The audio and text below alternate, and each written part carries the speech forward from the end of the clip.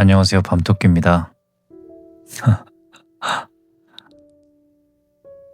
제가 20명 구독자가 20명대 이렇게 인사를 한번 드렸었는데 오늘 구독자가 30명인 거 보고 또 간단하게 욕심이 생겨 가지고 인사를 이렇게 드리려고 합니다. 저 30명이 됐어요. 기분이 너무 좋네요. 이 한 분 한 분 너무 소중하거든요. 크게 욕심은 없는지라 막 이렇게 빡빡거리는 건 아닌데 그래도 이렇게 30명이나 되는 분들이 구독해 주셔서 어 매우 만족해하고 행복합니다. 요즘 너무 춥죠. 아, 이 겨울이니까 추운 건 당연한데 이상하게 매년이 더 추운 것 같아요. 저는 또 이게 제가 여름생이라서 사람들이 여름을 더 좋아할 거라고 생각들을 하는데 전 이상하게 겨울이 더 좋더라고요. 뭔가 뭐라고 해야 될까? 뭔가 좀 기다려지는 뭐 이런 느낌? 네. 의미 없는 얘기지만 그렇습니다. 2025년도 이제 거의 끝이에요. 벌써 12월도 중순이 훌쩍 지나가고 있어서 정말 며칠 안 남은 것 같아요. 저는 매년 돌아보면 이게 생각하고 뜻하는 대로 이루어지는 게 거의 없더라고요. 옛말에 어른들께서 막 생각대로 되지 않는 게 인생이다. 뜻하는 대로 되는 게 없다. 라고 하도 말을 많이 하셔서 머리로는 이게 이해를 하고 있었는데 이게 마음으로는 매년 잘 납득이 안 되는 것 같아요. 여전히 지금도 그런 것 같고. 그럼에도 불구하고 저는 올해도 마무리를 잘 하고 내년도 한번 열심히 더 잘 살아보려고 합니다. 여러분들도 올해 잘 마무리하셨으면 좋겠고요. 그리고 다가올 2026년에도 소소한 행복과 따뜻한 일들이 많았으면 좋겠습니다. 행복했으면 좋겠어요. 근데 사실 전 또 행복이라는 걸 크게 중요하게 생각하는 성격은 또 아니어가지고 네, 저는 그렇지만 여러분들은 조금이나마 더 행복해지셨으면 좋겠습니다. 오늘은 찰스 디킨슨의 크리스마스 캐럴을 들려드리려고 합니다. 내용은 간단해요. 매우 차갑고 인색했던 한 노인이 마음을 점점 열고 그리고 변해가는 여정을 담은 이야기입니다. 아주 오래전에 쓰인 것 같은데 지금도 우리에게 같은 메시지를 전하는 것 같아요. 누구도 늦지 않았고 누구든 오늘을 바꿀 수 있다는 거. 그리고 작은 친절 하나가 세상을 조금은 바꿀 수 있다는 거. 이 영상을 듣고 있는 여러분들도 작지만 따뜻한 위로 그리고 아주 작은 용기가 가득해지기를 한번 바라볼게요. 그럼 시작해 보겠습니다.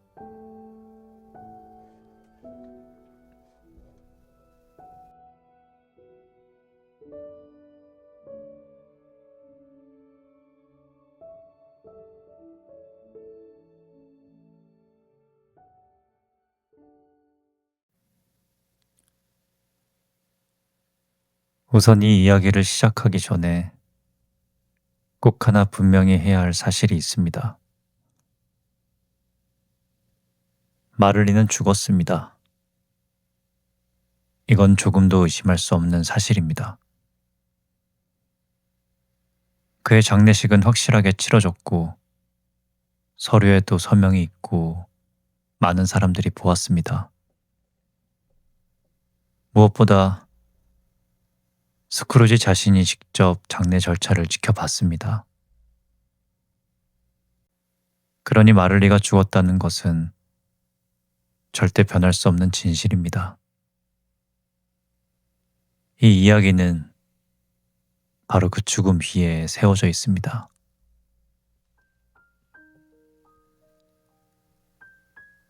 스크루지는 어떤 사람이었을까요?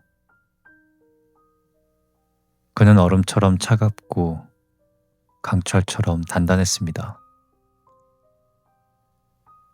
친절과는 다소 거리가 멀었고 웃음은 그의 얼굴에서 오래전에 사라졌습니다. 그의 사무실은 그 성격을 고스란히 닮아 있었습니다. 낡고 음습한 벽, 바람이 스며드는 창문, 거의 꺼져가는 촛불. 직원 밥 크레칫은 낡은 외투에 몸을 잔뜩 웅크린 채 서류를 정리하고 있었습니다. 손가락은 얼어붙어 있었지만 그는 묵묵히 일을 이어갔습니다. 스크루지는 그에게 따뜻한 말 한마디 건네지 않았습니다. 그의 눈에는 오직 돈만 보였습니다. 문이 열리며 밝은 기운이 하나 들어왔습니다. 조카 프레드가 활짝 웃으며 들어왔습니다. 삼촌, 메리 크리스마스. 스크루지는 얼굴을 찌푸리며 대답했습니다. 메리라니, 허튼 소리. 네가 가진 게 뭐가 있다고 즐겁다고 하는 거야. 빈털터리 주제에. 하지만 프레드는 웃음을 잃지 않았습니다. 삼촌, 크리스마스는 돈이 아니라 마음이에요. 서로 따뜻해지고 조금이라도 더 친절해지는 날이죠. 기쁨을 나누는 날. 하지만 스크루지는 손사래를 쳤습니다. 쓸데없는 소리. 내 귀엔 들리지도 않는다.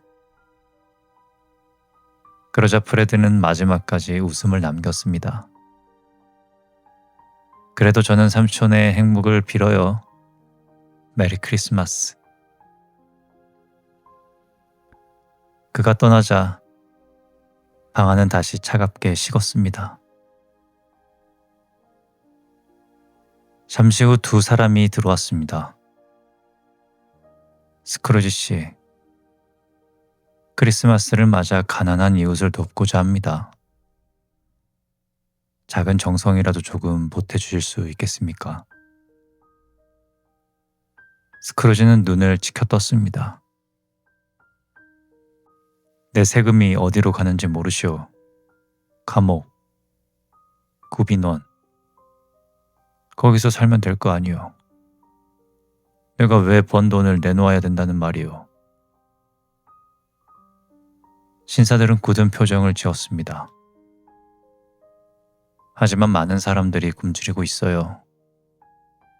굶주린다고? 그러면 죽으면 되지. 인구도 줄고 세상도 한결 가벼워지지 않겠소. 그 말에 신사들은 더 말하지 못하고 고개를 숙인 채 떠났습니다. 문이 닫히자 사무실의 공기는 더 차갑고 무거워졌습니다. 그날 저녁, 스크루지는 집으로 향했습니다. 거리에는 아이들의 노래와 불빛으로 환했지만 그의 눈에는 그저 소란스러울 뿐이었습니다. 그의 집은 오래되고 어두웠습니다. 사람들의 발길이 끊긴 듯 적막이 내려앉아 있었고 현관문 앞에 섰을 땐 스크루지는 섬뜩한 것을 보았습니다. 문 고리에 죽은 동업자 마를리의 얼굴이 비쳤습니다. 너무나도 차갑고 창백한 얼굴, 그리고 번뜩이는 눈빛. 그는 고개를 흔들며 안으로 들어갔습니다. 하지만 그의 불안은 사라지지가 않았습니다. 스크루지는 벽난로 앞에 앉아 책을 펼쳤습니다. 하지만 글자는 눈에 들어오지가 않았습니다. 그 순간 어떤 낯선 소리가 갑자기 들려왔습니다. 쇠사슬이 바닥을 끄는 소리였습니다. 그 소리는 점점 가까워졌습니다. 그리고 마침내 문이 벌컥 열리며 한 유령이 들어왔습니다. 그는 스크루지가 잘 아는 얼굴이었습니다. 바로 마를리였습니다. 하지만 그의 몸은 온통 쇠사슬에 묶여 있었고 금고와 돈 괴짝, 차갑고 무거운 것들이 주렁주렁 매달려 있었습니다. 스크루지. 유령의 목소리는 바람처럼 스산했습니다. 자네는 죽었지 않나? 그렇다. 나는 죽었다. 그리고 내가 묶은 사슬이 지금도 나를 올가매고 있어. 탐욕과 무정함이 만든 쇠사슬. 마를리의 얼굴은 고통으로 일그러졌습니다. 너도 나와 같은 길을 걷고 있어. 네 사슬은 내 것보다 더 길고 더 무거워. 스크루지는 조용히 외쳤습니다. 그럼 난 어떻게 해야 된다는 말이야? 무슨 방법이 없나? 오늘 밤 새 유령이 너를 찾아올 것이야. 과거, 현재, 그리고 미래의 유령. 그들을 따라가. 그것이 네가 살아갈 마지막 길이야.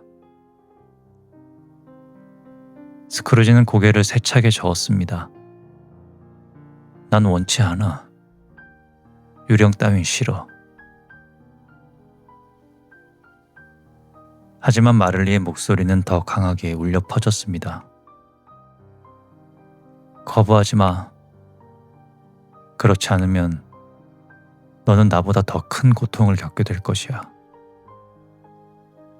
그의 말과 함께 마를리의 모습은 사라졌습니다. 방 안에는 차가운 공기와 쇠사슬 메아리가 남았습니다. 스크루지는 식은땀에 젖은 채 침대에 몸을 던졌습니다. 그는 이불을 머리끝까지 끌어올렸습니다. 하지만 마음은 전혀 따뜻해지지가 않았습니다. 귀에는 여전히 쇠사슬이 울리고 있었고 눈을 감으면 마를리의 눈빛이 떠올랐습니다. 그 불길한 예감이 가슴 깊숙이 파고들었습니다.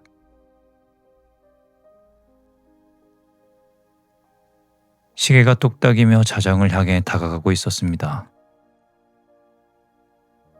마침내 띵 하는 소리가 울렸고 스크루지는 움찔하며 눈을 떴습니다.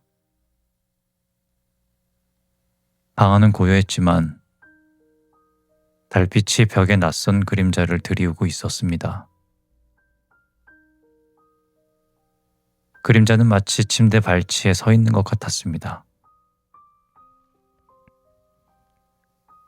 그는 눈을 비볐지만 그림자는 여전히 거기에 있었습니다. 그리고 아주 천천히 그에게 가까워지고 있었습니다. 아직은 아닐 텐데. 그림자는 대답하지 않았습니다. 시계는 다시 울리기 시작했습니다. 그 순간 스크루지는 숨을 멈췄습니다. 거부하지 마라. 곧 올 것이야. 이것이 너의 마지막 기회다. 스크루지는 눈을 질끈 감았습니다. 그리고 떨리는 몸으로 다가올 것을 기다리고 있는 것밖엔 할 수가 없었습니다. 시계의 종소리가 어둠을 흔들었습니다. 스크루지는 이불 속에서 몸을 웅크린 채 길을 막았습니다.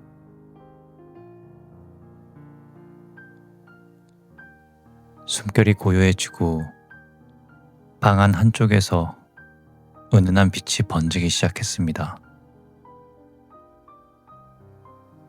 그가 두려움에 떨고 눈을 떴을 땐 침대 곁에 낯선 존재가 서 있었습니다. 그는 나이가 들어 보이기도 하고 동시에 아이처럼 순수해 보이기도 했습니다. 눈빛은 부드럽고 맑았으며 손에는 작은 등불 같은 빛을 들고 있었습니다. 너는 누구냐? 스크루지가 떨리는 목소리로 물었습니다. 나는 과거의 크리스마스의 유령이다. 그 목소리는 바람처럼 잔잔했지만 방 안 전체를 울리는 듯했습니다. 과거라니, 왜 나를 찾아온 거야? 네가 잊어버린 것을 보여주려고 한다. 함께 가자. 유령은 손을 내밀었습니다. 스크루지는 본능적으로 몸을 움츠렸지만 손끝이 닿는 순간 몸이 가벼워지며 어둠을 떠올렸습니다.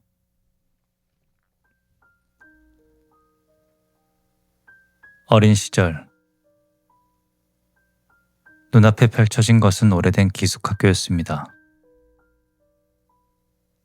창문은 얼음으로 덮여 있었고 복도는 바람이 휘몰아쳤습니다. 한쪽 교실 한 구석에 어린 소년이 앉아 있었습니다. 낡은 책을 끌어안고 작은 촛불 곁에서 홀로 크리스마스를 보내고 있었습니다. 그 소년은 다름 아닌 어린 스크루지였습니다.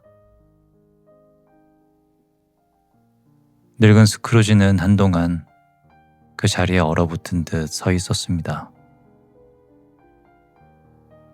아주 오랜 세월 잊고 있던 기억이 눈앞에 생생히 살아났습니다. 유령이 조용히 말했습니다. 너는 늘 이렇게 혼자였지. 다른 아이들은 집으로 돌아갔지만 너는 남겨졌어. 스크루지는 낮게 중얼거렸습니다. 그래, 맞아. 난 늘 혼자였어. 아무도 나를 데리러 오지 않았어.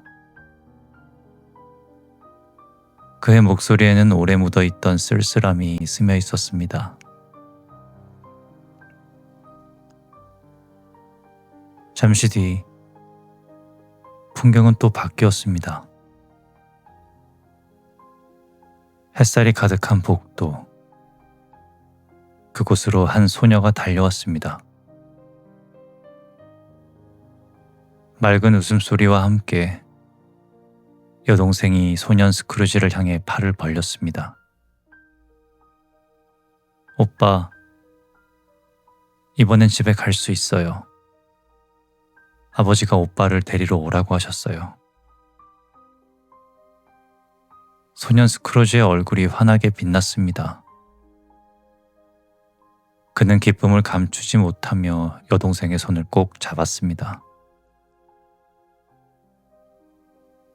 늙은 스크루지는 그 모습을 보며 눈시울이 붉어졌습니다. 내 여동생, 늘 나를 따뜻하게 안아주던 유일한 사람이었어. 한데 너무 일찍 세상을 떠났어. 그녀의 아들이 바로 프레드였지. 그는 고개를 떨구며 후회에 젖었습니다.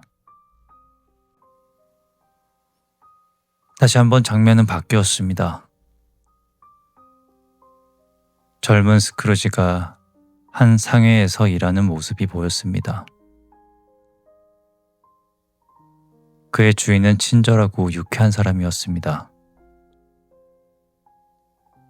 크리스마스 전날이면 그는 직원에게 자유를 주었고 음악을 틀어놓고 모두 함께 춤추고 노래했습니다. 사람들은 웃으며 노래를 했고 그 안에서 젊은 스크루지도 크게 웃었습니다. 그는 동료들과 어깨를 부딪히며 춤을 추고 그 얼굴에는 진심 어린 행복이 비쳤습니다.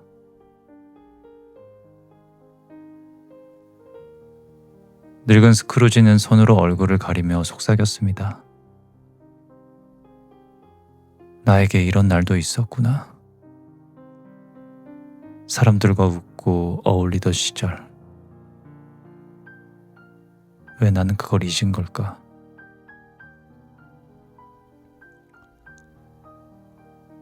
하지만 이번엔 장면은 차갑게 변했습니다. 젊은 스크루지가 앉아있고 그 앞에 한 여인이 서 있었습니다. 그녀의 눈빛은 슬픔으로 젖어 있었습니다. 당신은 이제 나보다 돈을 더 사랑하는군요. 나는 더 이상 당신에게 첫 번째가 아니에요. 그래서 여기서 멈춰야겠어요. 스크루지는 침묵했습니다. 그의 얼굴에는 욕심과 계산이 드리워져 있었습니다. 여인은 미소를 지으려 했지만 결국 눈물을 글썽이며 돌아섰습니다. 문이 닫히는 순간 늙은 스크루지는 절규하듯 외쳤습니다. 제발 그만. 이건 더 이상 보고 싶지가 않아. 하지만 유령은 단호했습니다. 이것이 네가 만든 선택이야. 네가 무엇을 잃었는지 똑똑히 봐. 잠시 뒤 마지막으로 한 장면이 또 펼쳐졌습니다. 그 여인은 이제 다른 사람의 아내가 되어 있었습니다. 아이들과 남편 곁에서 웃고 있었고 방 안은 따뜻한 빛으로 가득했습니다. 아이들의 웃음소리가 울려 퍼졌습니다. 그녀의 얼굴은 평온했고 삶은 풍요로워 보였습니다. 늙은 스크루지는 몸을 돌리며 외쳤습니다. 제발 그만. 더 이상은 못 보겠어. 유령은 빛을 더욱 환하게 하며 그를 바라보았습니다. 너는 네 과거를 잊고 살았어. 그러나 과거는 절대 지워지지가 않아. 네가 무엇을 잃었는지 기억해야 돼. 그 기억 속에 분명한 답이 있다. 싫어. 더는 원하지 않아. 내게서 이 기억들을 다 가져가. 그는 무릎을 꿇고 몸을 웅크렸습니다. 그러나 유령의 빛은 그를 완전히 덮어버렸습니다.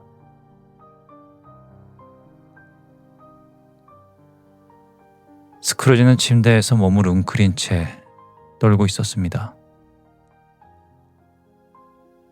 시계추가 다시 움직였고 종소리가 울리기 시작했습니다. 그러자 갑자기 방 안이 환해졌습니다. 빛은 따뜻했지만 동시에 낯설었습니다. 그는 눈을 떴습니다. 침대 옆에는 거대한 형상이 서 있었습니다. 현재의 유령.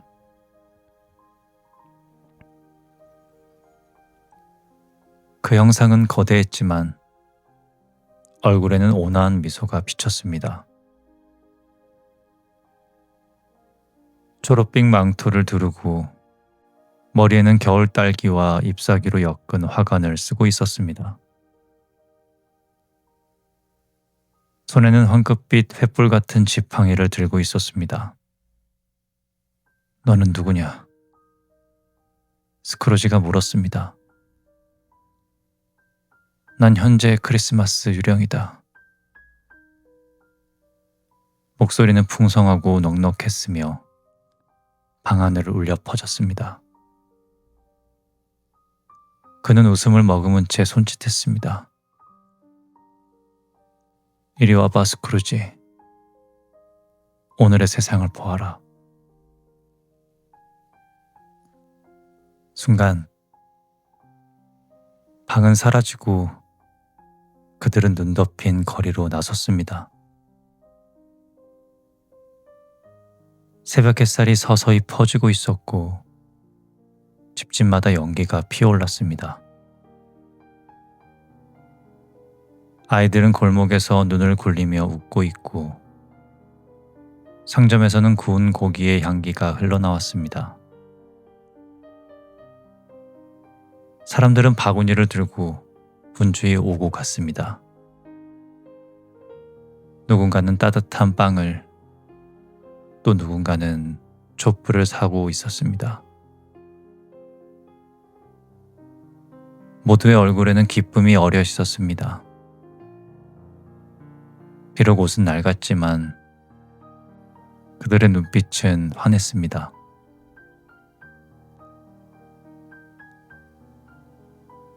스크루지는 그 모습을 바라보며 잠시 입술을 깨물었습니다.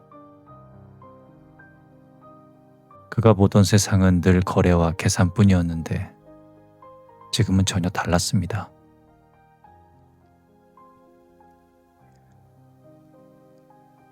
유령은 손을 뻗어 스크루지를 한 가정으로 데려갔습니다.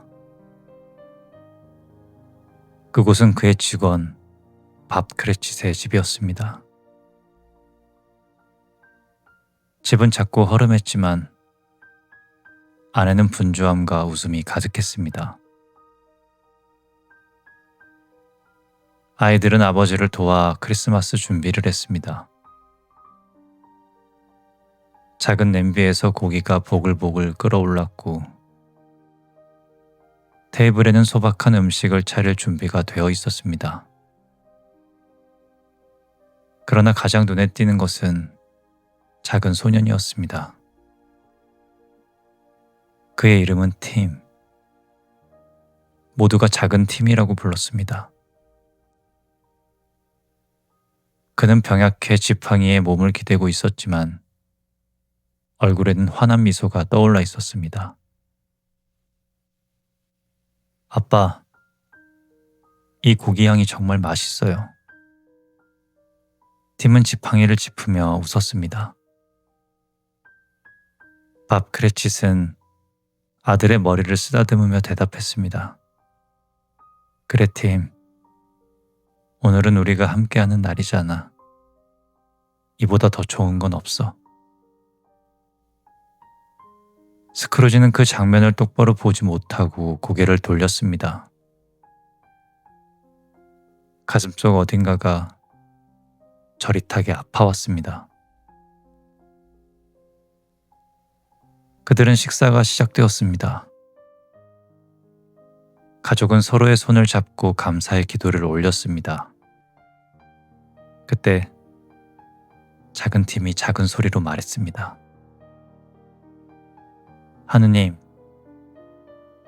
모든 사람에게 복을 주세요. 저처럼 약한 아이들에게도 오늘 같은 날 따뜻한 마음을 주세요. 순간 방 안은 고요해졌습니다. 모두가 작은 팀을 바라보며 눈시울이 붉어졌습니다. 스크루지 역시 눈을 피하며 중얼거렸습니다. 저 아이, 살아남을 수가 있을까? 유령은 잠시 침묵하다 대답했습니다. 그의 자리는 내년 크리스마스에는 비어있을지도 몰라. 그 말이 스크루지의 가슴을 찔렀습니다. 유령은 다시 손을 뻗었습니다. 순간 그들은 스크루지의 조카 프레드의 집에 도착했습니다. 그곳은 밝고 따뜻했습니다. 프레드와 그의 아내, 그리고 친구들이 모여 있었습니다. 웃음과 음악, 와인의 향기가 가득했습니다. 그들은 게임을 하고 노래를 불렀습니다. 그 속에서 프레드가 말을 했습니다. 우리 삼촌은 인색하고 차갑지만 그래도 난 그가 행복하기를 바래. 언젠가 변할지도 모르잖아. 이 말을 들은 모두는 웃었고 그 웃음은 스크루지 귀에 깊이 남았습니다. 유령은 스크루지를 데리고 마을 곳곳을 돌았습니다. 가난한 자들도 부유한 자들도 저마다의 방식으로 크리스마스를 보내고 있었습니다. 작은 집에서는 노래가 울려 퍼졌고 바닷가 외로운 등대에서도 두 사람이 촛불 하나를 켜고 기쁨을 나누고 있었습니다. 스크루지는 그 모든 장면을 지켜보며 자신이 얼마나 이 모든 것과 멀리 떨어져 있는지를 깨달았습니다. 그러자 그의 얼굴은 점점 어두워졌습니다. 과거의 기억은 그를 아프게 했고 현재의 풍경은 그의 가슴을 무겁게 눌렀습니다. 그는 속으로 중얼거렸습니다. 나는 왜 이렇게 살았던 걸까? 왜 나는 웃음을 거부하고 따뜻함을 외면했을까? 그렇게 시간이 흘러가자 유령의 모습이 조금씩 바래기 시작했습니다. 처음에는 웅장하고 당당했지만 점점 늙어가듯 힘이 빠져가는 것 같이 보였습니다. 스크루지가 갑자기 물었습니다. 왜? 당신은 이렇게 변해가는 것이지? 유령은 조용히 대답했습니다. 내 삶은 오늘 하루뿐이야. 밤이 깊어가면 나는 사라진다. 그리고 네 앞에 또 다른 유령이 올 것이야. 그 목소리는 점점 희미해졌습니다.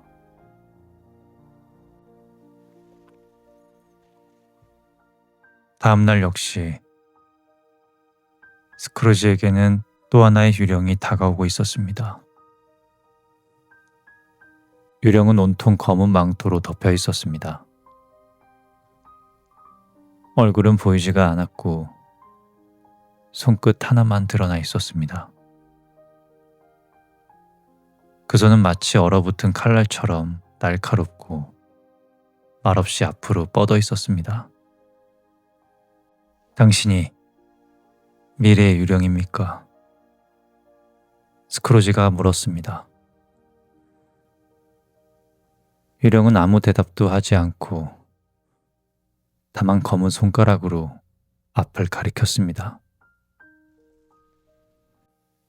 그들은 시장 한복판에 서 있었습니다. 사람들이 모여 있었고 몇몇의 상인들이 잡담을 나누고 있었습니다. 그자가 죽었다더군. 그래? 글쎄 누가 해도나 하겠어. 장례식에 갈 생각 없나? 가게 되면 점심이라도 공짜로 먹을 거 아닌가? 스크루지는 그들의 대화를 듣고 소름이 끼쳤습니다. 대체 누가 죽은 걸까? 왜 아무도 슬퍼하지 않는 거야? 유령은 손가락을 뻗어 다음 장면으로 이동하였습니다. 다음 장면은 허름한 방이었습니다. 한 부부가 작은 등불 아래 앉아 있었습니다. 드디어 그이가 죽었대. 아내는 손으로 얼굴을 감싸며 한숨을 내쉬었습니다. 그래, 무섭지만 뭐. 이제 우리 빚을 당장 갚으라는 압박을 멈춘 거겠지.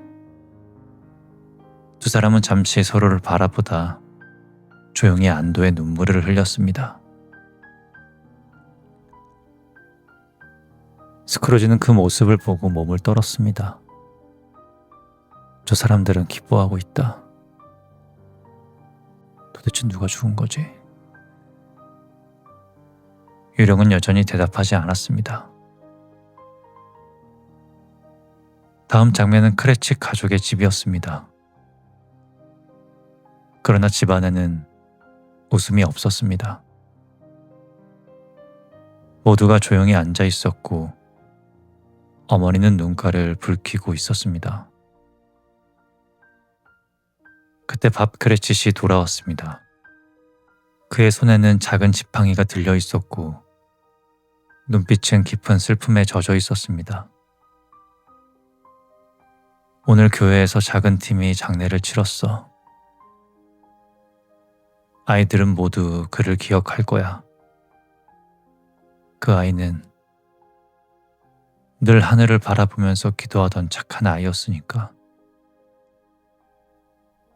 집안은 눈물로 가득 찼습니다. 스크루지는 그 모습을 보며 절망에 빠졌습니다. 안 돼. 그 아이가 벌써 죽으면 안 되지. 누군가 살려줘야 됐어. 그러나 유령은 움직이지 않았습니다. 마지막으로 유령은 스크루지를 외딴 골목으로 데려갔습니다. 낡은 집 안. 이불에 덮인 시신이 누워 있었습니다. 주위에는 하녀와 장례업자, 그리고 몇몇 사람들이 있었습니다. 그들은 웃으며 시신의 옷을 벗겨가고 있었습니다. 이 비단 이불은 꽤 쓸만하네. 이 옷도 돈이 좀 되겠어. 그들의 손길은 차갑고 거칠었습니다. 그 어떤 누구도 시신을 존중하지 않았습니다. 스크루지는 몸을 벌벌 떨며 누구지? 왜 이렇게 홀로 버려진 거야? 제발 이게 누군지 알려줘야지.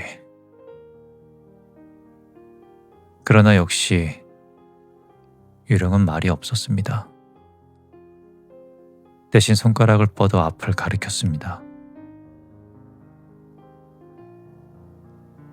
다음으로 그들은 황량한 묘지 앞에 도착했습니다. 하늘은 어두웠고 바람은 매섭게 불었습니다. 유령은 한 무덤을 가리켰습니다. 스크루지는 두려움에 몸을 떨며 무릎을 꿇었습니다. 그는 떨리는 손으로 묘비 위에 이름을 더듬었습니다.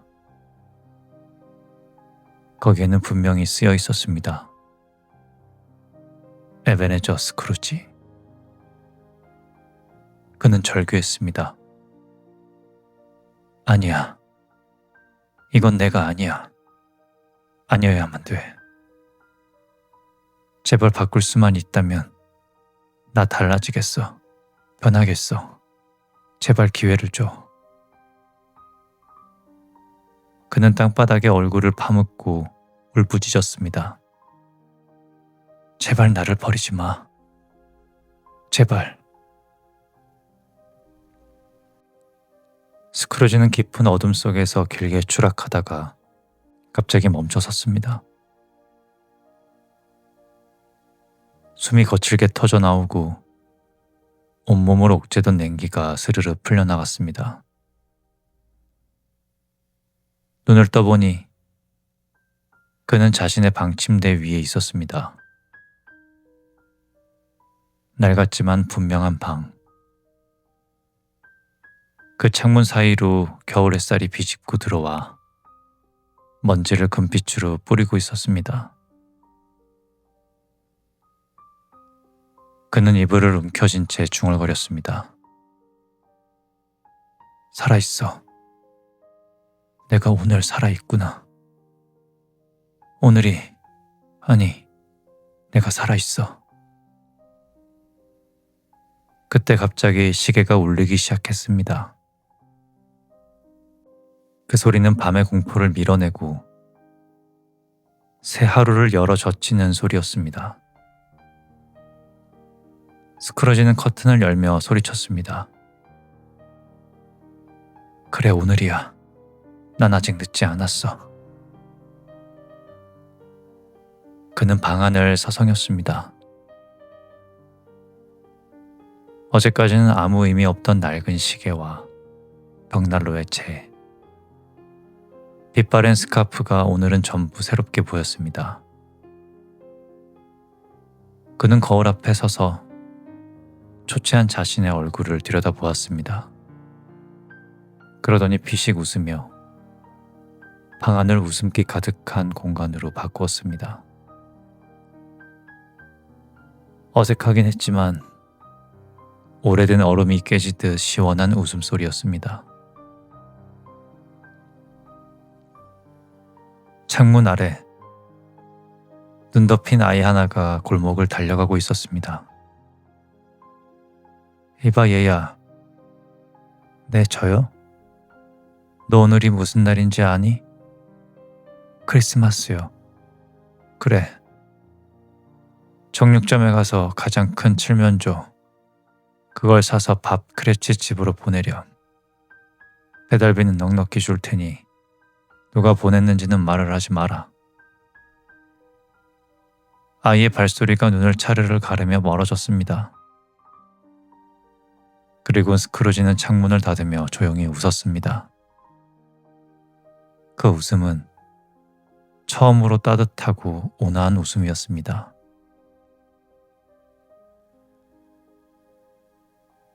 찬물 세수는 놀라울 만큼 상쾌했습니다.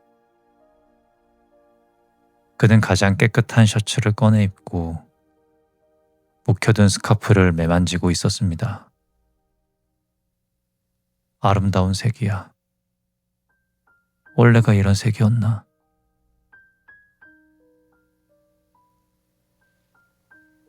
그는 거리로 나섰습니다. 거리에는 사람들의 북적임과 웃음소리가 가득했습니다. 스크루지는 지나가는 소녀에게 머뭇거리며 고개를 끄덕였습니다. 메리 크리스마스.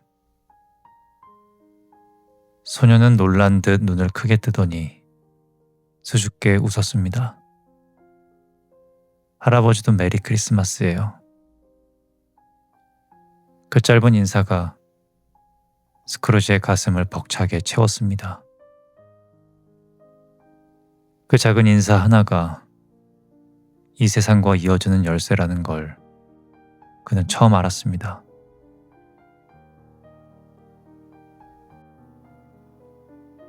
길 모퉁이에선 어제 마주쳤던 자선신사 둘을 보았습니다. 스크루지는 모자를 벗고 정중히 인사를 건넸습니다. 어제 저의 무례를 사과드립니다. 그리고 이 일에 보탬이 되고 싶습니다. 그리고 제 이름은 비밀로 해주십시오. 그가 건넨 봉투를 확인한 신사들은 눈이 커졌습니다. 혹시 이거 실수이실까요? 실수라면 어제의 제 행동이었습니다. 어제의 저와 오늘의 저는 다릅니다. 그리고 짧은 악수가 이어졌습니다. 교회 안에서는 성가대의 합창이 흐르고 있었습니다. 햇살이 바닥에 색색이 물결을 만들고 있었습니다. 따뜻한 햇살이 바닥에 물결을 만들고 있었습니다. 스크루지는 맨 뒷자리에 앉아 조용히 눈을 감았습니다. 음악은 그를 꾸짖지도 요구하지도 않았습니다. 그저 스크루지 옆에 함께 있어 주었습니다. 감사합니다. 오늘이 제게 남아있다는 사실에 너무나도 감사합니다. 그의 기도는 짧았지만 진심이었습니다. 똑똑똑. 누구세요? 나야 삼촌. 순간의 놀라움 뒤 프레드가 환하게 웃으며 그를 맞이했습니다. 삼촌, 어서 들어오세요. 식탁의 자리, 그리고 소란스러운 웃음, 그리고 함께하는 게임. 프레드가 잔을 들었습니다. 돌아와 주셔서 감사해요. 그러자 스크루지는 낮게 화답을 했습니다. 네 말이 이제야 내 마음에 와 닿는구나. 다음날 아침, 스크루지는 누구보다 먼저 사무실에 와서 불을 지피고 창문을 닦았습니다. 잠시 뒤 밥 크레치시 헐레벌떡 들어왔습니다. 죄송합니다, 사장님. 제가 늦어서. 크레치시. 스크루지가 굳은 목소리로 불러 세웠습니다. 그러자 밥의 얼굴은 새하얗게 질렸습니다. 잠시 뜸을 둔 스크루지가 환히 웃었습니다. 오늘부터 당신의 급여를 올리겠어. 그리고 집에도 충분한 석탄을. 무엇보다 작은 팀. 내가 함께 도우겠네. 밥에 눈가가 젖어갔습니다. 정말입니까? 그럼 정말이지. 크레칫의 집에는 아이들의 웃음소리와 부엌의 분주함, 그리고 식탁 위에는 칠면조. 작은 팀이 조심스럽게 다가와 말했습니다. 어제 칠면조는 정말 하늘에서 온 선물이었어요. 스크루지는 무릎을 굽혀 눈을 맞추었습니다. 팀, 내년 크리스마스에도 네 자리는 비어있지 않을 거야. 우리가 함께 지켜낼 거다. 작은 팀은 씩 웃으며 고개를 끄덕였습니다. 네, 함께요. 그 뒤로도 스크루지는 변함없이 나눔을 실천했습니다.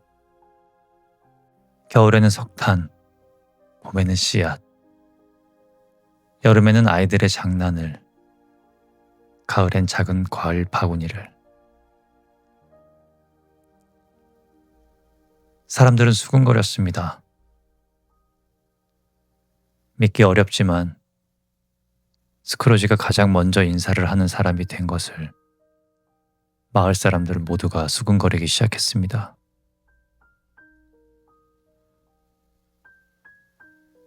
크리스마스의 하루는 기념이 아니라 하루하루를 조금 더 따뜻하게 만드는 연습이라는 것을 스크루지는 배우게 되었습니다. 밤이 깊어가고 눈발이 내리는 거리에서 그는 지나가는 사람 모두에게 고개를 끄덕였습니다. 메리 크리스마스. 하늘의 별 하나가 유난히 밝았습니다. 그리고 어딘가에서 들려온 작은 팀의 맑은 목소리가 들리기 시작했습니다. 신이 우리 모두를 축복해 주실 거예요. 그러자 옆에서 스크루지가 미소를 지었습니다. 한 사람도 빠짐없이 우리 모두를 축복해 주실 거란다.